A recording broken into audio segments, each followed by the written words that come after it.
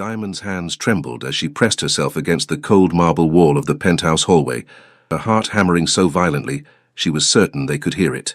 Through the crack in the door, she could see him, Go Min-hyuk, the man whose home she'd been cleaning for 3 weeks, the man who'd always seemed like just another wealthy businessman. But the scene before her shattered that illusion completely. 5 men knelt on the pristine white floor, blood trickling from various wounds, while Min-hyuk stood over them with an expression so cold it made her blood freeze. His voice, when he spoke in rapid Korean, carried a lethal calm that was somehow more terrifying than shouting would have been. "You stole from me," he said, switching to English, his accent thick but his words crystal clear. "Did you think I wouldn't find out?" Diamond's phone buzzed in her pocket. Too loud, impossibly loud. Every head in that room turned toward the hallway, toward her hiding spot. Min-hyuk's dark eyes locked onto hers through the crack, and something flickered across his face. Recognition, then something else entirely. "Bring her to me," he commanded softly. Now. Diamond Wells had learned early that life wasn't fair, but she'd also learned that complaining about it wouldn't pay her bills. At 23, she juggled 2 jobs with the precision of a seasoned performer. Mornings at Morrison's diner serving breakfast to business people who barely looked at her, and evenings cleaning luxury apartments through Elite Home Services, an agency that catered to Manhattan's wealthiest residents. Her 3rd-floor walk-up in Queens felt worlds away from the gleaming penthouses she scrubbed, but it was hers. Well, technically it belonged to her landlord, but the rent was paid, barely, and her grandmother's medical bills were getting smaller each month. Slowly, painfully slowly. "Table 6 needs a refill," her manager Marcus called out, snapping Diamond back to the present. She grabbed the coffee pot, plastering on the smile that earned her decent tips, and made her rounds. The diner buzzed with morning energy, suits checking phones, construction workers joking loudly, students hunched over laptops.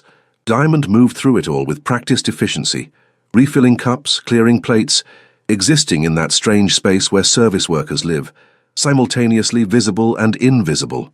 "Keep the change, sweetheart," an older businessman said, leaving a 20 for an $8 check. Diamond's smile became genuine for a moment. Tips like that meant she could maybe, possibly, buy the textbook for her online business course instead of sharing a PDF with 3 other students. By 2 p.m. her shift ended. Diamond changed out of her uniform in the tiny staff bathroom, transforming from diner waitress to professional cleaning service employee with a simple swap of clothes. The Elite Home Services polo shirt was pristine white. She owned 3 and washed them religiously. Appearance mattered in this job. Rich people noticed everything. Her phone buzzed with the day's assignment. Penthouse 4501, Fawn 32 Park Avenue. Client, anonymous. Special instructions, discretion required. High-value client. Diamond's eyebrows rose. Park Avenue penthouses meant serious money. She'd cleaned expensive homes before, but this address was next level. The kind of place where doormen wore better suits than most people owned. The building towered above Manhattan, like a gleaming monument to wealth. Diamond approached the entrance, suddenly hyper-aware of her worn sneakers and the small stain on her bag that wouldn't come out no matter how many times she scrubbed it. "Elite Home Services," she told the doorman, who looked her up and down with thinly veiled skepticism before checking his tablet. "4th-floor service elevator. Penthouse 4501. The resident isn't home. You'll have the code for entry." His tone suggested she should feel grateful for this information. Diamond nodded, refusing to let his attitude touch her. She'd dealt with worse. The service elevator was smaller than the main one, but still nicer than most apartments she'd seen. It rose smoothly, silently, and opened onto a private hallway with only one door, a single penthouse occupying the entire floor. The code worked on the first try, and the door swung open to reveal a space that took her breath away, despite her best efforts to remain professional. Floor-to-ceiling windows showcased a view of Manhattan that belonged in magazines. The decor was minimalist, but clearly expensive, all clean lines, dark wood, and subtle Asian influences that spoke of taste rather than showiness. And it was pristine, almost unnaturally so. Diamond set down her supplies and got to work, starting with the main living area. The apartment felt more like a showroom than a home. No personal photos, no clutter, nothing that revealed who actually lived here. Just expensive furniture arranged with geometric precision and art that probably cost more than her entire year's salary. She was dusting a shelf of what looked like first edition books when her phone buzzed. A text from her grandmother. Doctor called. Need to move up next appointment. They want more tests. Diamond's hand stilled. More tests meant more bills. More bills meant... She couldn't think about it right now. One problem at a time. She worked systematically through the penthouse. Living room, kitchen, which looked barely used. Dining area, home office. Each space revealed the same pattern. Expensive, immaculate, impersonal. Whoever lived here didn't really live here. They existed here, maybe, but there was no warmth, no life. The bedroom was different. Not messy, exactly, but more lived in. A book in Korean lay open on the nightstand. A jacket hung over a chair, expensive, black, with perfect tailoring. The bed was made with hotel precision, but there was an indent on one pillow, suggesting someone actually slept here at least. Diamond changed the sheets, dusted every surface, cleaned the bathroom until the marble gleamed. She was finishing up when she heard it, the soft ding of the elevator arriving. Her watch showed 6:47 p.m. The assignment sheet had said the resident wouldn't return until after 8. Diamond quickly gathered her supplies, heading for the service exit near the kitchen, but voices stopped her. Multiple voices, all male, all speaking Korean. She shouldn't eavesdrop. She should make her presence known, apologize for still being here, and leave. But something in the tone, hard, dangerous, angry, made her hesitate. Through the partially open bedroom door, she could see into the main living area. 5 men entered first, and Diamond's blood ran cold. 2 had visible injuries, swollen eyes, split lips. They moved with the resigned shuffle of people who knew what was coming and couldn't stop it. Then he entered. Tall, probably 6 feet, with sharp features and dark eyes that swept the room with predatory awareness. He wore all black, dress shirt, slacks, everything expensive and perfectly fitted. His presence filled the space in a way that had nothing to do with physical size and everything to do with power. This was her anonymous client. Diamond knew it with absolute certainty. Go Min-hyuk. She'd heard that name whispered by other cleaners, always with a mixture of fear and respect. Elite home services called him high value and requiring discretion. But now Diamond understood what those corporate euphemisms actually meant. She should leave. Right now, immediately. But her feet wouldn't move, and her eyes couldn't look away as the scene unfolded with horrible clarity. Min-hyuk spoke in Korean, his voice low and controlled, but the menace underneath each word was unmistakable, even without translation. The injured men knelt on Diamond's freshly cleaned floor, and she felt a hysterical urge to laugh or cry at how absurd it was to worry about bloodstains in this moment. "You stole from me," Min-hyuk said, switching to English abruptly. His accent was noticeable, but his pronunciation precise. "Did you think I wouldn't find out?" One of the kneeling men started to speak, rapid Korean pouring out in what sounded like desperate pleading. Min-hyuk raised one hand, and the man fell silent immediately. "I gave you opportunity. I gave you position. I gave you trust." Min-hyuk's tone never rose, never fluctuated. Somehow that made it worse. "You repay me with betrayal." Diamond's phone buzzed in her pocket. The sound barely audible, just a soft vibration. Might as well have been a gunshot in the tense silence. Every head turned toward the hallway, toward her inadequate hiding spot behind the bedroom door. Min-hyuk's eyes found hers through the crack, and Diamond felt pinned like a butterfly to a board. His gaze was dark, unreadable, and absolutely focused. For a long moment neither of them moved. Then his expression shifted, just slightly, but enough for her to see surprise, then calculation, then something that looked almost like resignation. "Bring her to me," he commanded in Korean, then added in English, "Now, carefully." 2 men Diamond hadn't noticed before, larger, clearly security, moved toward the bedroom with frightening efficiency. Diamond stumbled backward, her cleaning supplies clattering to the floor, her mind screaming at her to run even though there was nowhere to go. "Please," she managed, her voice shaking. I didn't see... Don't lie to me." Min-hyuk's words cut through her panic. He hadn't moved from his position, but his attention was entirely on her now, those dark eyes cataloguing every detail. "You saw. The question is what I do about it." The security guards flanked her, not touching but making it clear that running wasn't an option. Diamond forced herself to straighten, to meet Min-hyuk's gaze directly. If this was it, if her life was about to end in some rich criminal's penthouse, she wouldn't go out cowering. "I'm a cleaner," she said, pleased that her voice only shook a little. "Elite Home Services sent me. I was supposed to be done before you got home. Your name? Diamond. Diamond Wells. Something flickered in his expression. Diamond, he repeated, as if testing the word. Then, in Korean, he issued a rapid series of commands. The injured men were hauled to their feet and dragged toward the service entrance. The security guards remained, watching her with professional detachment. Min-hyuk approached, each step measured and deliberate. He stopped just outside her personal space, close enough that she could smell his cologne, something expensive and subtle but not close enough to touch. His eyes traveled over her face with an intensity that made her skin heat, despite her terror. "You're a student," he said, not a question. Diamond blinked.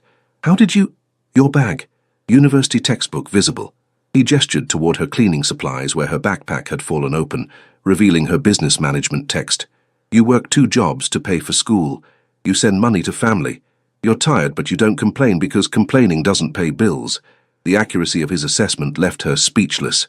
"I'm right." A slight curve touched his lips. Not quite a smile, but close.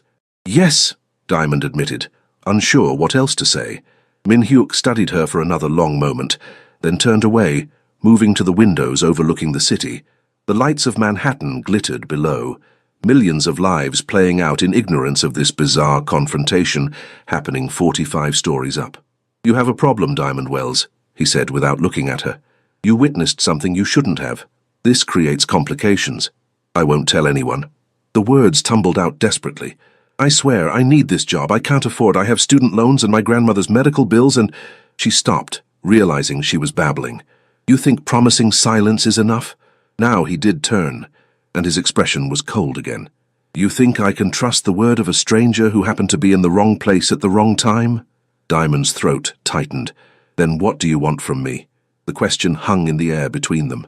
Min-hyuk tilted his head slightly, considering her with that same unreadable expression. When he finally spoke, his words weren't what she expected. "You'll continue cleaning my apartment, twice a week, as scheduled, but you'll report only to me. No discussion of what you saw, no police, no friends, no family, complete discretion." "That's it." Diamond couldn't keep the skepticism from her voice. "That's it," he confirmed, then added, "For now." Those last 2 words sent a chill down her spine. But what choice did she have? Diamond nodded slowly. "Okay, yes, I can do that." "Good." Min-hyuk pulled out his phone, typed rapidly, and hers buzzed a moment later. "My private number. You'll text me when you arrive and when you leave, every time. If you're even 5 minutes late without explanation, there will be consequences." Diamond looked at the number on her screen, reality crashing over her in waves. She'd just agreed to work directly for a criminal, a dangerous one, the kind who made men kneel and bleed on expensive floors. But she needed the money, desperately, and refusing wasn't really an option, was it? "I understand," she said quietly. "Do you?" Min-hyuk stepped closer again, and this time he did enter her personal space. Diamond's back hit the wall, and she realized he'd been herding her there. His hand came up and she flinched, but he only tucked a stray curl behind her ear with surprising gentleness. "You're afraid of me," he observed. "Good. Fear keeps people alive, but you're not running. Also good. I respect courage." His touch lingered for a heartbeat longer than necessary, and Diamond felt her pulse skip in a way that had nothing to do with fear. Up close, he was devastatingly handsome, sharp cheekbones, full lips, eyes that seemed to see straight through her. Dangerous in an entirely different way than she'd first thought. "Go home, Diamond Wells," he said softly, stepping back. "I'll see you Tuesday evening, 6 p.m. sharp." Diamond gathered her supplies with shaking hands, hyper-aware of his gaze following her every movement. At the door she paused, some reckless part of her brain demanding she speak. "What you did to those men—" "Don't ask questions you don't want answers to," Min-hyuk interrupted, his tone carrying a warning edge. "In my world, betrayal has consequences. Always." Diamond nodded and fled, his words echoing in her mind as the elevator descended. Only when she was outside, breathing the cool evening air of Manhattan, did she let herself truly process what had just happened. She'd witnessed a crime. She'd been caught by a mafia boss, and instead of ending up like those bleeding men, she'd somehow been given a job offer. Her phone buzzed again. A text from the number Min-hyuk had sent. "Tuesday, 6 p.m. Don't be late." Then another message. "Delete our conversation from your phone, all of it. Do this every time." Diamond stared at the screen, then at the gleaming tower above her. Somewhere up there, Go Min-hyuk was doing whatever dangerous men did after dismissing witnesses to their crimes, and she'd just agreed to walk back into that world in 4 days. Tuesday arrived too quickly. Diamond spent the intervening days oscillating between terror and bizarre curiosity. She'd Googled Go Min-hyuk, carefully using the library computers instead of her phone, and found exactly what she expected. Wealthy businessman, real estate investments, charitable donations to Korean cultural organizations, the perfect public facade for whatever he really did in the shadows. She'd almost convinced herself not to show up, almost called Elite Home Services to request a different assignment, almost done a dozen things that would have been smarter than walking back into that penthouse, but her grandmother's latest medical bill sat on her kitchen counter like a weight and almost didn't pay debts. At 5:55 p.m., Diamond stood outside Min-hyuk's door, her hand hovering over the keypad. She sent the required text, "Here." The response came immediately, "Come in." The penthouse looked exactly the same, pristine, expensive, empty of personality. But this time Min-hyuk was there, standing at the windows with a glass of what looked like whiskey, wearing black slacks and a white dress shirt with the sleeves rolled up. He didn't turn when she entered. "You came," he said. "Did you think I wouldn't? I thought you'd consider running." Now he did look at her, those dark eyes assessing. Most people would have. Diamond set down her supplies, forcing her voice steady. "Most people don't have my bills." Something that might have been respect crossed his features. "Practical. I appreciate that." He moved to the kitchen island, setting down his glass. "Before you start cleaning, we need to establish some rules." "More rules?" "Many more." He counted them off on his fingers. 1. You arrive exactly on time. 2. You text me when you arrive and leave. 3. If you see or hear anything unusual, you forget it immediately. 4. No one knows you work directly for me, not your employer, not your friends, not your family. 5. You don't enter my office or bedroom unless I specifically request it. Diamond listened, her unease growing with each rule. "This sounds less like cleaning and more like being careful," Min-hyuk finished. "It is. My world has dangers you can't imagine, Diamond. These rules keep you safe." "Safe from what?" He studied her for a long moment before answering. "From people who would hurt you to hurt me. From asking questions that lead to answers you can't unhear. From becoming a target." "I'm just your maid," Diamond protested.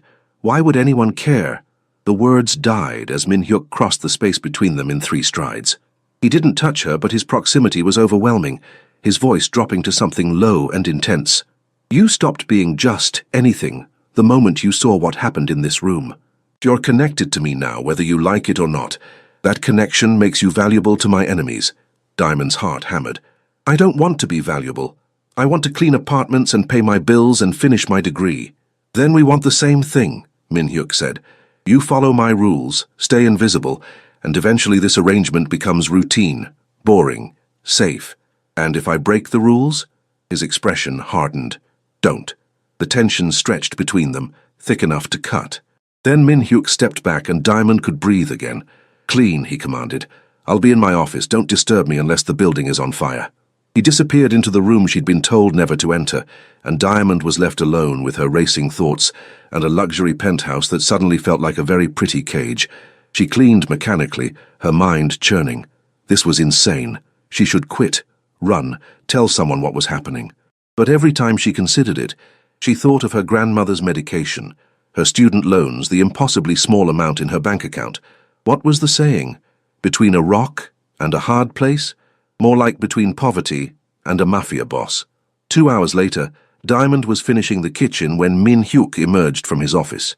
He looked tired, a crack in his usual composed facade that made him seem unexpectedly human.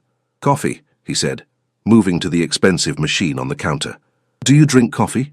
The question was so normal, so domestic that Diamond almost laughed. "Yes?" "Good. I hate drinking alone." He made 2 cups with practiced efficiency, sliding one across the marble counter to her. "Sit." Diamond perched on a bar stool, hyper-aware of the situation's absurdity. Drinking coffee with a crime lord in his penthouse kitchen at 8 p.m. on a Tuesday, her life had taken a sharp left turn into bizarre territory. "Tell me about your grandmother," Min-hyuk said, catching her off guard. "Why do you want to know?" "I'm curious." He sipped his coffee, watching her over the rim. "You work yourself to exhaustion for her. That kind of dedication is rare. Diamond hesitated, then decided honesty couldn't hurt worse than the situation she was already in. She raised me after my parents died. Car accident when I was 7. She's all I have. Min Hyuk's expression shifted subtly. Family is important. Is that a Korean thing or a mafia thing? The words slipped out before Diamond could stop them. To her surprise, Min Hyuk smiled, actually smiled, and it transformed his face completely. Both. In my culture, family obligation is everything. In my business, loyalty to your family, your organization keeps you alive. Is that why those men— Diamond stopped herself. Why they were punished? Min Hyuk finished calmly. Yes, they stole from their family, from me. That betrayal cannot stand unpunished, or others will think weakness. That's harsh. That's survival. He set down his cup, his gaze intense. In your world, Diamond, you follow rules set by society, by law, by institutions. In my world, we make our own rules, break them, and the consequences are immediate and severe. It's not pretty, but it's honest. Diamond absorbed this, trying to reconcile the man who terrified her days ago with the one currently discussing philosophy over coffee. Why are you telling me this? Because you're curious, because you're not stupid enough to pretend you don't have questions, and because— He paused, something unreadable crossing his features. Because I want you to understand. Understand what? That I'm not a good man, but I'm not needlessly cruel. That my world has logic, even if it's not yours. That you're safe as long as you're under my protection. The weight of that last statement settled over Diamond like a blanket, simultaneously comforting and suffocating. Her phone buzzed. A text from her grandmother. Feeling better today. Don't worry about me, baby. Focus on your studies. Min Hyuk glanced at her screen before she could angle it away. The doctor appointment, how did it go? Diamond stiffened. How do you know about— I know everything about people in my life, he said simply. It's necessary.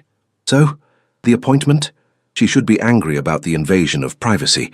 She should demand he stop whatever surveillance he'd clearly started. Instead, Diamond found herself answering honestly. They want more tests, probably more bills I can't afford. Min Hyuk pulled out his phone, typed rapidly. Hers buzzed again, a notification from her bank app. Diamond's breath caught as she saw the deposit amount.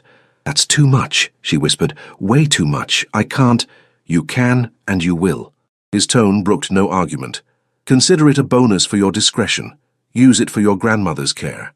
Tears burned Diamond's eyes unexpectedly. Why are you doing this? Min Hyuk stood, gathering their coffee cups, his expression unreadable again. Because I can. Because your loyalty has value. Because— He stopped, meeting her gaze directly. Because something about you interests me, Diamond Wells. I haven't decided if that's good or dangerous yet. For you or for me?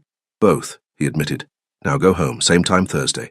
Diamond gathered her things in a daze, that impossible deposit still glowing on her phone screen. At the door, she turned back. Thank you, she said quietly. Min Hyuk nodded once, and Diamond could have sworn she saw something almost vulnerable flicker across his face before his mask slammed back into place. Over the next 3 weeks, a strange routine developed. Diamond arrived twice weekly, cleaned Min Hyuk's penthouse with meticulous care, and tried to ignore how her pulse quickened whenever he was home, which was increasingly often. He'd started timing his schedule to coincide with her visits. Sometimes he worked in his office with the door open. Sometimes he sat at the kitchen island with his laptop, conducting business in Korean while she cleaned around him. Sometimes he just watched her with those dark, unreadable eyes that made her skin prickle with awareness. They talked about small things at first, her classes, his preference for Ethiopian coffee beans, whether New York or Seoul had better street food. But gradually the conversations deepened. He told her about growing up in Seoul, about the pressure of family expectations, about coming to America at 19 and building his empire from nothing. He didn't tell her exactly what that empire consisted of, but Diamond wasn't naive. The visits from dangerous-looking men, the conversations in Korean that stopped when she entered rooms, the way he carried himself with the absolute confidence of someone who controlled life and death, it all painted a clear picture. Thursday evening, Diamond was dusting the living room when raised voices erupted from Min Hyuk's office. She froze, her hand still on the bookshelf, as the door flew open and 3 men stormed out speaking rapid, angry Korean. Min Hyuk followed, his expression thunderous. "Get out," he said in English, clearly for Diamond's benefit. "All of you. Now." The men left, one shooting Diamond a look that made her blood run cold. When the door closed behind them, Min-hyuk poured himself a drink with barely controlled violence. That looked intense, Diamond ventured carefully. Business disagreement. His knuckles were white around the glass. Nothing that concerns you. If people are going to look at me like that, maybe it does concern me. Min-hyuk's head snapped up, and for the first time, Diamond saw real anger directed at her. What did I tell you about asking questions? You told me not to ask about things I saw. I'm asking about the man who just looked at me like I was a problem to be eliminated. The silence stretched taut between them. Then, unexpectedly, Min-hyuk laughed. A harsh, humorless sound. You have courage, I'll give you that. Foolish courage, but courage nonetheless. Who was he? Park Jae-won, second in command of the Baek family, a rival organization. Min-hyuk set down his glass with careful precision. We're negotiating territory disputes. He doesn't like that I'm being... He stopped himself. Being what? Distracted. Min-hyuk finished, his gaze intense on her. He thinks you're a distraction. Diamond's stomach flipped. Am I? Yes. The admission was quiet, but absolute. You are. He crossed to her in 3 strides, and Diamond found herself backed against the bookshelf, his hands braced on either side of her head. Not touching, but close enough that she could feel his heat, smell his cologne, see the conflict warring in his dark eyes. I don't get distracted, Min-hyuk said, his voice low and rough. I don't let civilians into my world. I don't care about the problems of people who work for me. But you, his jaw clenched, you make me want to break all my own rules. Diamond's breath caught. Min-hyuk, tell me to step back, he commanded. Tell me this is inappropriate. Tell me you're just my employee and I'm overstepping. She should. Every rational cell in her brain screamed at her to do exactly that. Instead, Diamond heard herself whisper, "What if I don't want you to step back?" Something flared in his eyes. Hunger, possession, need. His hand came up, fingers tangling in her hair, with surprising gentleness for someone who wielded such casual violence. "This is a mistake," he murmured, even as he leaned closer. "Probably," Diamond agreed, her heart hammering. "I'm a dangerous man." "I know. I could hurt you in ways you can't imagine." "I know that too." Min-hyuk's thumb traced her lower lip, and Diamond shivered. "Then why aren't you afraid?" "Who says I'm not?" But even as she said it, Diamond knew it was a lie. She was terrified, but not of him, of this feeling, this pull, this impossible connection forming between them, despite every reason it shouldn't. The kiss, when it came, was inevitable. Gentle at first, almost questioning, then deeper, as Diamond responded with equal hunger. His hands tightened in her hair, and she gripped his shirt, all the tension of weeks culminating in this moment of surrender to something neither of them could control. When they finally broke apart, both breathing hard, Min-hyuk rested his forehead against hers. "This changes everything," he said hoarsely. "I know. You're not just my employee anymore.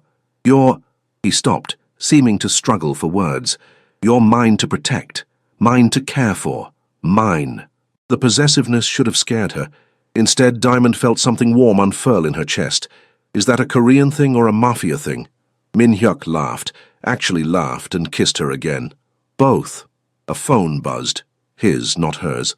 He pulled it out, glanced at the screen, and his entire demeanor shifted back to business mode so fast Diamond got whiplash. "I have to go," he said, his voice hard again. "Something's come up. Stay here. Don't leave until I text you it's safe." "What? Why?" Diamond grabbed his arm. "What's wrong?" "Park Jae-won left here angry. Angry men make stupid decisions." Min-hyuk cupped her face, his touch gentle despite his urgent tone. "I need to handle this. You stay here where I know you're protected. Promise me." "Min-hyuk, promise me, Diamond." His eyes burned with intensity. "I promise." He kissed her once more, hard and fast, then was gone, leaving Diamond alone in the penthouse with her racing heart and the sudden, terrifying realization that everything had just shifted irrevocably. She tried to continue cleaning, but it was impossible to focus. Her lips still tingled from his kiss. Her mind kept replaying the feeling of his hands in her hair, the barely controlled need in his voice when he'd called her his. An hour passed, then 2. No text from Min-hyuk. Diamond paced the living room, her phone clutched in her hand. Outside the windows, Manhattan glittered indifferently, millions of people living their normal lives, while hers spun completely out of control. Her phone finally buzzed at 10:47 p.m., but it wasn't a text. It was a call from an unknown number. "Hello? Is this Diamond Wells?" A woman's voice, professional, cold. "Yes? Who is this?" "This is Mercy General Hospital. You're listed as an emergency contact for Go Min Hyuk. You need to come immediately." The world tilted sideways. "What happened?" Diamond's voice barely worked. He's alive, but he's asking for you. I suggest you come quickly." The line went dead. Diamond stared at her phone, then at the penthouse that had become so familiar, then back at her phone. Every instinct screamed at her to run. From this world, from this danger, from feelings she had no business feeling. Instead, she grabbed her coat and ran for the elevator. Because somewhere in the last 3 weeks, Go Min Hyuk had stopped being just a dangerous man she worked for. He'd become something else entirely, and Diamond was absolutely terrified to discover exactly what. The hospital corridor smelled like antiseptic and fear. Diamond ran through the sterile hallways, her heart in her throat, until she found the private room the nurse had directed her to. 2 large men stood guard outside. She recognized them as Min Hyuk's security. "I'm Diamond Wells," she said breathlessly. "He called for me." They exchanged glances, then one opened the door without a word. Min Hyuk lay in the hospital bed, his shirt removed to reveal bandages wrapped around his torso and left shoulder. His face was pale, but his eyes were alert, and when he saw her, something like relief washed over his features. "You came," he said, his voice rough. "You idiot," Diamond choked out, tears threatening. "What happened?" "Park Jae-won was stupider than I anticipated." Min Hyuk winced as he tried to sit up. "He tried to make a point. I made a stronger one. He won't be a problem anymore." "You're stabbed!" Diamond moved to his bedside, her hands hovering uncertainly, wanting to touch but afraid of hurting him. "Barely. Missed anything vital." He caught one of her hands, pulling her closer despite her protests. "I'm fine, Diamond. You're in a hospital. I'm alive. That's what matters." His thumb stroked over her knuckles. "And you're here, safe." Diamond sank into the chair beside his bed, the adrenaline crashing and leaving her shaky. "When they called and said you were hurt, Her voice broke. "You were scared," Min Hyuk finished gently. "So was I. Not of being hurt. I've been hurt before, but the thought that Park might target you to hurt me." His grip on her hand tightened. "That's what sent me after him immediately. That's what made me reckless. This is because of me. No, this is because he threatened something that's mine." Min Hyuk's dark eyes burned into hers. "You're mine, Diamond. I claimed you the moment I kissed you, and in my world, that means something. It means I protect you with everything I have. It means I'd burn down anyone who tries to hurt you." Diamond's breath caught at the intensity in his voice, the absolute conviction.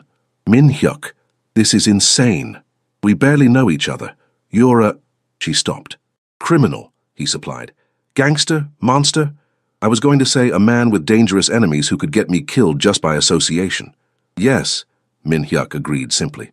"All of that is true, which is why I'm giving you a choice right now, Diamond. Walk away, I'll give you money, enough to cover your grandmother's medical bills and your student loans. You'll never have to see me again. You'll be safe. Or you stay. You choose me, this life, this danger. You let me protect you. You accept that you'll never have a normal relationship or a safe existence, but you'll have me. Completely, absolutely, forever." The weight of that ultimatum hung between them. Diamond looked at his face. This man who'd terrified her, protected her, challenged her, kissed her like she was precious. This man who'd somehow become essential in just 3 weeks. "That's not fair," she whispered. "Life isn't fair. You told me that yourself." "I didn't mean—" "What do you want, Diamond?" Min Hyuk interrupted, his voice intense. "Forget what's smart or safe or reasonable. What do you want?" Diamond closed her eyes, and the answer came with terrifying clarity. "You. I want you." Min Hyuk pulled her closer, ignoring the pain it must have caused until she was half leaning over the hospital bed. "Say it again." "I want you," Diamond repeated, meeting his gaze directly. "This is crazy and stupid and probably going to end badly, but I want you anyway." "It won't end badly," Min Hyuk promised fiercely. "I won't let it. You're mine now, Diamond. Mine to protect, mine to care for, mine to—" He kissed her, deep and possessive, and Diamond melted into it, all her doubts evaporating under the intensity of his claim. When they broke apart, Min Hyuk's expression had shifted to something almost vulnerable. "I need to tell you something." About why I reacted so strongly to Park's threat. Okay. My mother was killed when I was 15, he said quietly. A rival organization targeted her to hurt my father, who was the boss before me. She was innocent, knew nothing about the business, just loved my father. They killed her anyway, made him watch. Diamond's hand covered her mouth. Min-hyuk, I swore I'd never let that happen again. Never care about someone who could be used against me. For 20 years I kept that promise. No relationships, no attachments, nothing that could be exploited. His jaw clenched. Then you walked into my penthouse with your tired eyes and stubborn pride, and you ruined everything. I'm sorry. Don't be. He caught her face in his hands. You gave me something I thought I'd never have again. You made me feel human instead of just powerful. You saw me, really saw me, and didn't run. Do you understand how rare that is? Diamond understood. She'd seen him at his most dangerous and his most vulnerable. She'd witnessed his violence and his gentleness, and somehow, impossibly, she'd fallen for all of it. So what happens now? She asked. Now? Min-hyuk smiled, and it was predatory and possessive and somehow tender all at once. Now you move into the penthouse under my protection. No more working yourself to death. No more worrying about bills. You focus on finishing your degree, and I focus on making sure no one ever threatens you again. That's a bit sudden. You think I'm letting you go back to that apartment where anyone could get to you, where you're vulnerable? Min-hyuk's voice hardened. No, you're too precious to risk. You're mine, which means you live where I can keep you safe. The possessiveness should have annoyed her. Instead, Diamond felt that same warm unfurling in her chest. Is this what I signed up for? Being bossed around by a crime lord? Bossed around by your man, Min-hyuk corrected. There's a difference. My man, Diamond tested the words. That sounds right, he finished. It sounds right because it is right. You feel it too, don't you, this connection, this inevitability? She did. Against all logic, against every ounce of common sense, Diamond felt it. This magnetic pull, this sense of belonging with someone completely wrong for her in every way except the only one that mattered. What do I tell my grandmother? Diamond asked practically. The truth, that you're seeing someone, that he's Korean, successful and crazy about you. She doesn't need to know the rest. Min-hyuk shifted, wincing. Bring her to the penthouse. Let me meet her properly. Family is important. You want to meet my grandmother? I want everything that's yours, Min-hyuk said simply. Your past, your present, your future, all of it. I told you, I don't do things halfway. A knock on the door interrupted them. One of Min-hyuk's men entered, spoke rapidly in Korean. Min-hyuk's expression darkened, then cleared. What? Diamond asked. Park Jae-won's family is suing for peace. They're acknowledging my claim on... He paused. On my territory and interests, including you. They're acknowledging me.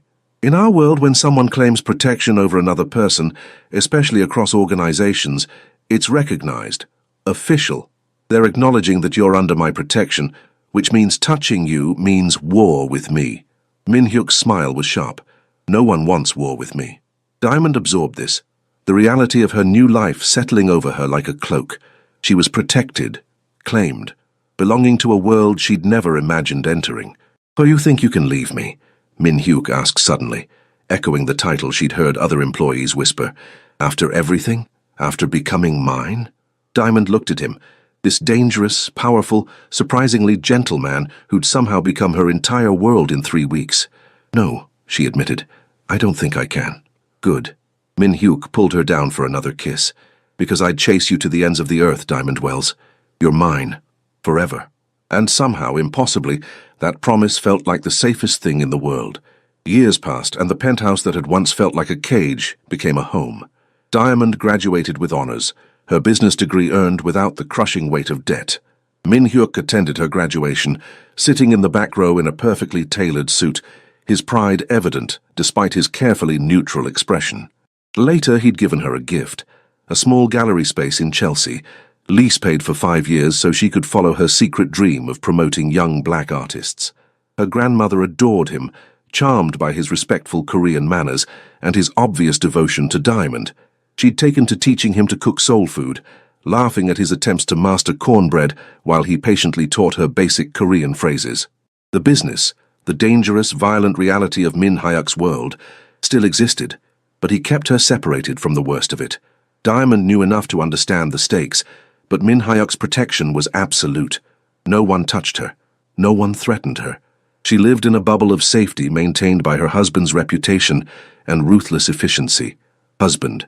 They'd married quietly, a small ceremony with only family and Min Hyuk's most trusted men. Diamond wore white, and Min Hyuk had actually cried when she walked toward him, his control cracking completely in the face of his love for her.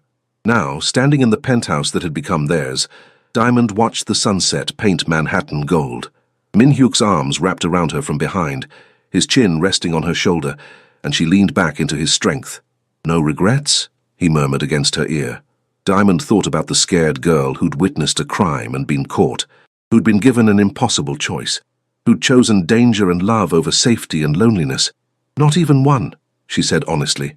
Min Hyuk turned her in his arms, his dark eyes soft with the vulnerability he showed only to her. "You're mine," he said. "Not a claim, but a promise." "Forever," Diamond agreed, kissing him as the city lights began to twinkle below. Some love stories start with chance, some with conflict. Theirs started with danger. But they all ended the same way, with two people finding home in each other,